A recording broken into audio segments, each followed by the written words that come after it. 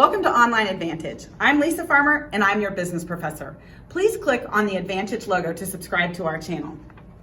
Today we're going to be discussing ethics and ethical dilemmas in business. Let's just start off by talking about what ethics are.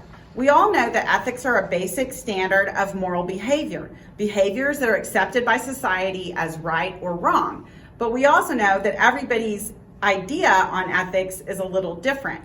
So while we all have some basic general concepts of right and wrong, what we all consider wrong, for instance, might be cheating, might be lying, might be cruelty, and we have basic behaviors that we all consider right, such as honesty, courage, self-control, integrity, those types of things.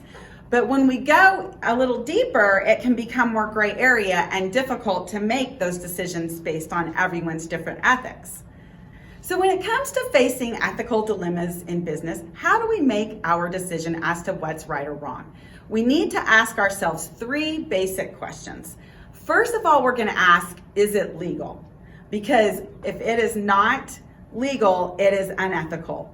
On all accounts, anything that is illegal is going to be unethical. However, there are oftentimes things that are legal that may or may not actually be ethical. So the first question that we ask ourselves, is it legal? If the answer is no, we're not going to do it. If the answer is yes, then we want to move to question number 2, which is it balanced? When we say balanced, we're talking about the different stakeholders involved. Oftentimes, ethical dilemmas in business are gray area because different stakeholders are impacted differently by the decision. So a great example of this would be that we want to pay a lower wage rate to our employees, which is detrimental to the employee's income. However, it's going to allow us to charge lower prices for our customers, another stakeholder, and earn higher profits for our shareholders, another stakeholder. So that's going to be the second question, is how balanced would this decision be for our different stakeholders? And lastly, we want to ask ourselves just that basic question of how will this decision make me feel about myself? Oftentimes we can rely on just our basic gut instinct as far as how we feel about this decision. So in corporate situations, social responsibility, corporate ethics, they really start from the top.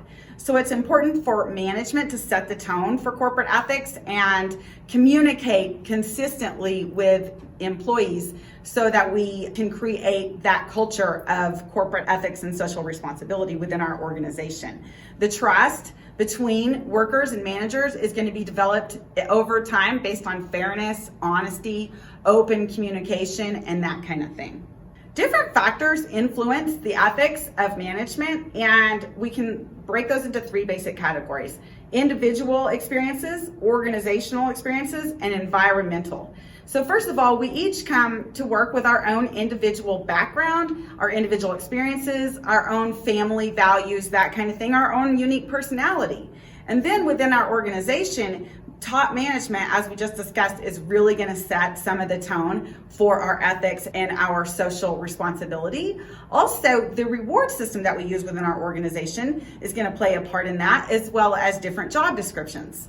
So lastly, we're looking at some of the environmental influences. This could be our competition and what our competition is doing. It might be the economy as a whole. Are we in a recession? Are we experiencing inflation? That kind of thing. And then lastly, we've got social and cultural expectations within our external environment as well. So more and more increasingly, companies, in order to kind of bridge the gap of this ethical gray area, are adopting written codes of ethics. And with those written codes of ethics, we're seeing 2 different directions that an organization will usually go. One being compliance-based ethics. This is where we're just following the rules of the law.